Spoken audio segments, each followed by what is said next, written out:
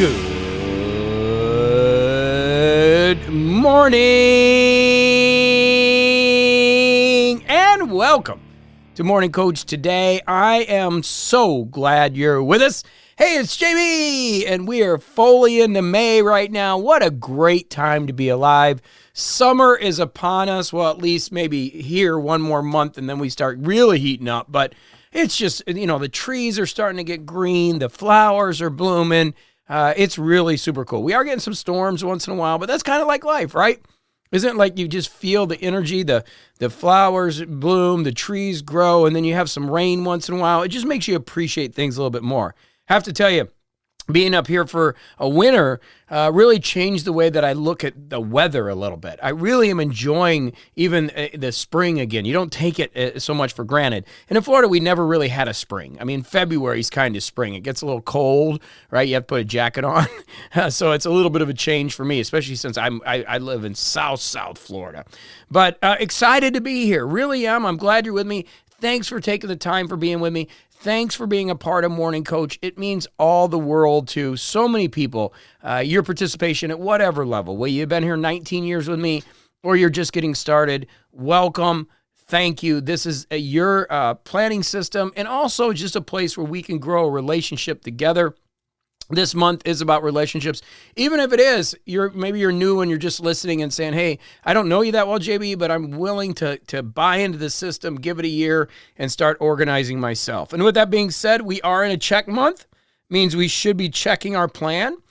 We've got kind of through that first quarter. We're kind of getting into the second one.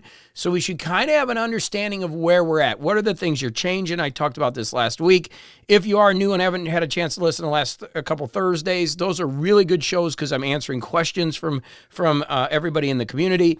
And they've been some really good ones. So maybe you're struggling a little bit or you just found us and you're trying to really get up your productivity. Take it easy and remember our simple things, right? First is the metaphysical morning ritual where we take that time for self-care. I got to tell you, that's so important. Listen to the CoachCast. Get in the habit of waking up and getting this energy every morning. Get those 7 P's working for you, which is obviously have the right perspective, set those priorities, keep working on your performance, be patient. Be patient with this, okay? Keep your posture, get those shoulders back, stay present, and persist. Stick with this, okay? Then once we get those 7 P's, if you're taking the next step with this, get your planner out. Get your planner out, your Remarkable 2, your iPad, your sheet of paper, and write down those things you're going to do today. For those of you that are using our companion software and our coaching, take a picture of it, send it in, get some feedback throughout the day. Okay, so we got it. That's what we're doing together. And of course, the community's here for accountability, questions, and support. This is a complete system. And as we're checking our plan, we should be looking at what's really working, what isn't. Do I need resources? What do I need to succeed? What are the things that are really working for me? That's the key thing. And don't be afraid to ask because we've got great resources for you. As far as this week, I'm excited about it because we're going to be talking about family first. Obviously, I'm going to tell you some of the things I've been going through. It's been a little challenging, but some really cool things happening on the family side. And we're going to be getting into that in depth today a little bit. Why that's so important. Tomorrow, I'm introducing you to something that's really important to me. It's Mike Lee Kanarek's Machine of Life, and I'll get into it tomorrow and talk about the impact he's had on me. If you've been with me for years, you know this. I've trained with Sir for years, almost 15, 16 years, and was totally life-changing. This is a book that he envisioned years ago, and I was very involved in. And I'm excited that he finally, got it together. He flew up to the retreat center. We worked on it. He got it up on Amazon, and it's now out there.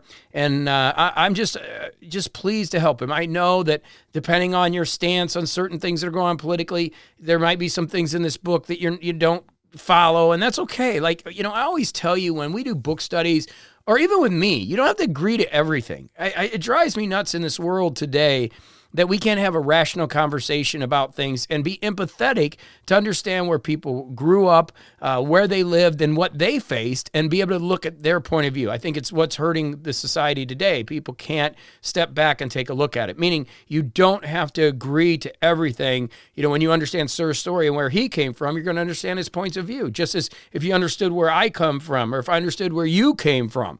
And I think being able to step back in that higher consciousness is so important, and having empathy, which is very lacking. You can see it in the world today. Really important, that emotional intelligence that we talk to. But with that being said, again, there are some very aggressive techniques that he talks about, but there's more about his life philosophies. We're going to get into that tomorrow. And again, I'm very proud of it. I'm very excited. You know, if your friends are not clapping for you when you're succeeding, they're probably not your friends. Be very cautious about people that don't cheer for you in your life when you're doing good. And that's why we're going to do Mike Lee Kanarek's book, Machine of Life, and I'll go over some of those. We're going to do chapter 1 through 4 tomorrow. Wednesday, we got family time and being in the moment. I'm going to go into depth of presence and why that's important with family. Of course, Thursdays are really good days. And the question that I got this week that I want to address is, how do I know when to make a change? How do I know when I need to shift? And since it is a check month, I think that question's pertinent to what we're doing. So how do you know when to kind of quit something and change? We're going to get into that. Friday, we're going to talk about family freedom, lessons in finance. Again, things they just don't teach anywhere, and we want to make sure we're covering it here. Saturday, of course, Dr. Paul has just been bringing it. If you enjoy some of the health stuff, it's really great. And we're going to be doing some more interviews, by the way. I'm working on some software and dialing that in. We're obviously going to have Mike Lee Kanarek sometime this month, and I have other interviews coming that I'm excited to bring you. They will be outside of the CoachCast. Okay, but I do want to start bringing some more energy in different areas. And of course, Dr. Paul does that on Saturday. And then Sunday, we've got Make the Commitment. And I'm going to talk about some things that you need to do when you really don't want to do them with family. So that's going to be a big one. Okay, so we're ready to go. I mean, it's a new week. It's we're new month basically. And as I was mentioning last week, when I'm doing my running, I have a coach, and you're listening to coaching as you're doing your 5K. And I love the fact that after 1K in one of my 5Ks, I was running. He goes, you know what? Let's start now. And I was thinking, well, start now. We already started 1K back. And he said, this is important to understand. You can start the race at any time. And I love that idea. And he goes, it's about racing, and it's not. And same thing with life. We don't have to have a particular starting point, and you may have one, but then you can start again. And that's a beautiful thing, and that's a real secret of life. So we're going to roll here today. Let's talk a little bit about family first. And you can choose your friends, but you can't choose your family. We know that, right? So there's just situations where you can't choose your family, but you can choose your friends. We're going to learn a little bit about that with Sir. I think it's chapter 2 when he talks about his evaluating if you're a propeller or a drainer. And understanding that, we've got to take a look at our family. And I just wanted to tell you, my father passed away, as you know, and we had his celebration of life a few weeks ago. And I went to the celebration of life, which I typically don't do those things. And I hadn't seen people in 50 years, literally 50 years. Some people saw me when I was 3-4 years old.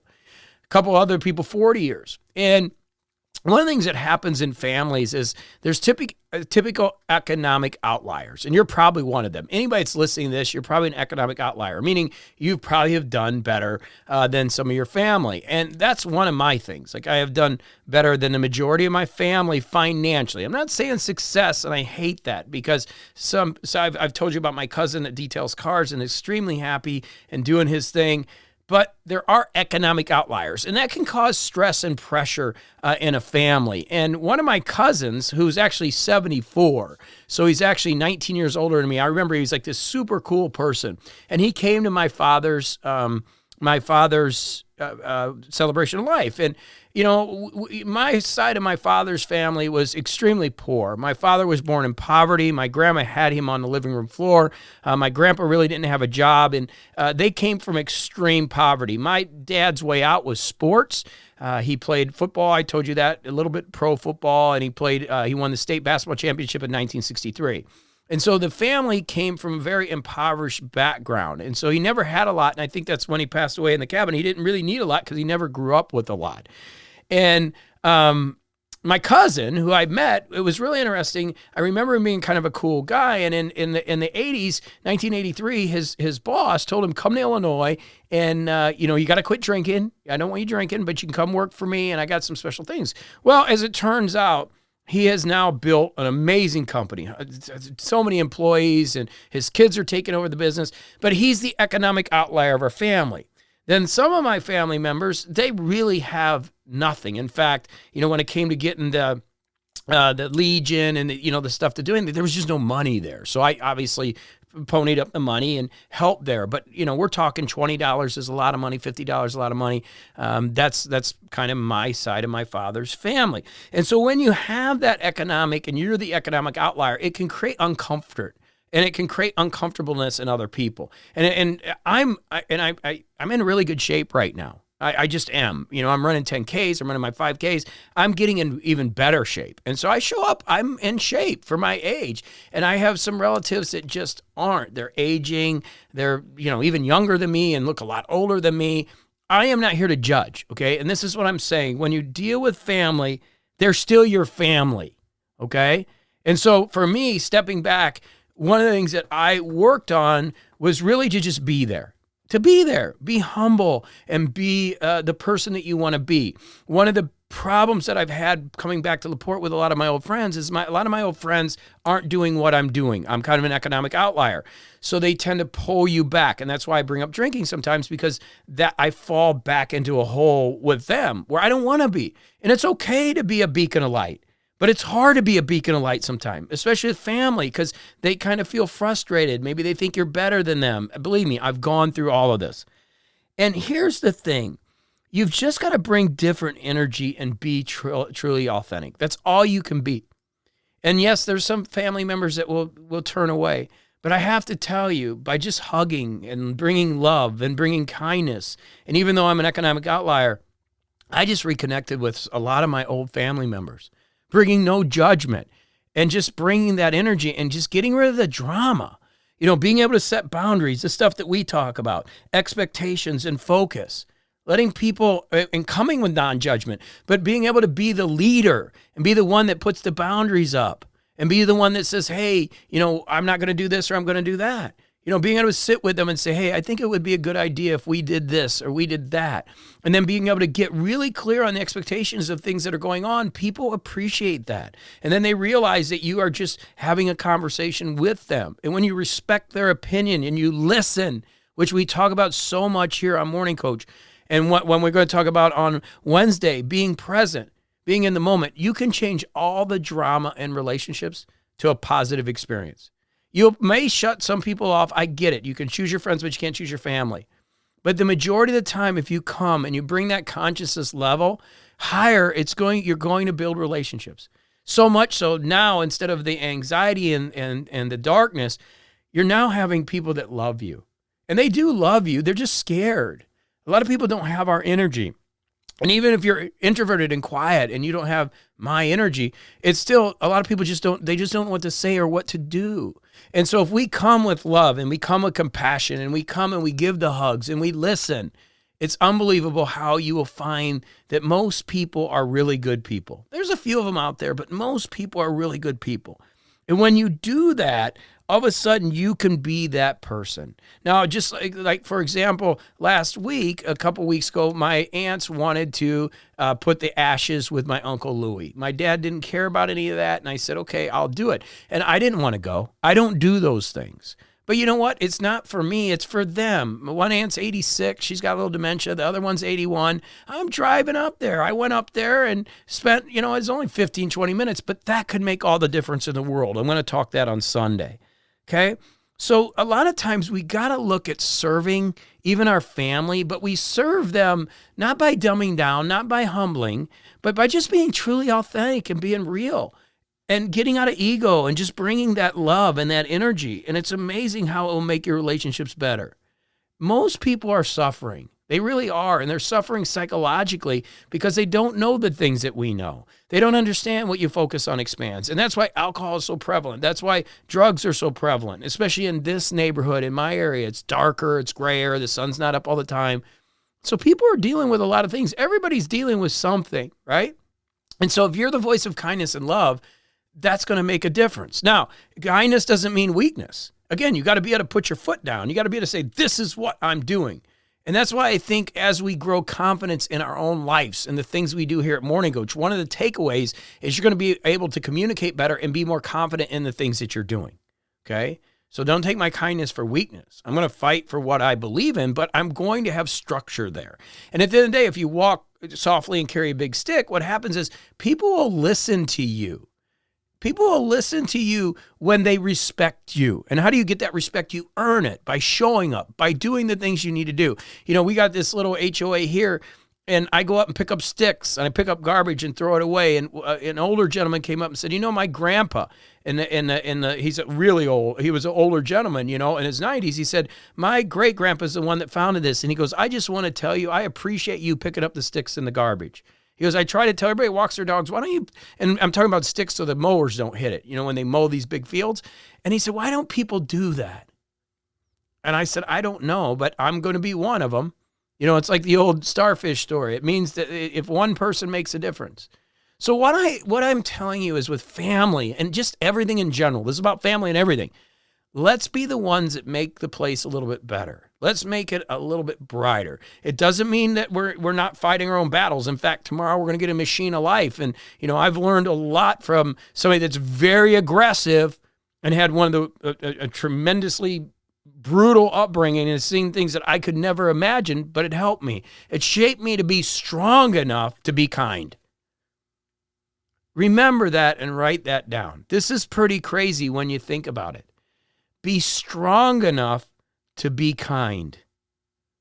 Does that make sense? Be strong enough to be kind.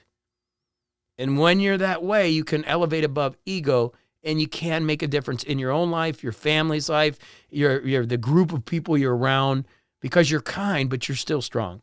Okay? So let's go out there and have a great day. Family first. Family first. I'm excited about this week. I really am. Tomorrow, I'm excited to share some of my stories with Mike Lee Kanarek and things that I have grown to know about him. Some of you have met him at some of my events, but we're going to have fun with the book. And today, remember, be strong so that you can be kind. I love you. Do it to it. We'll be back right here to get your day started right here on morningcoach.com.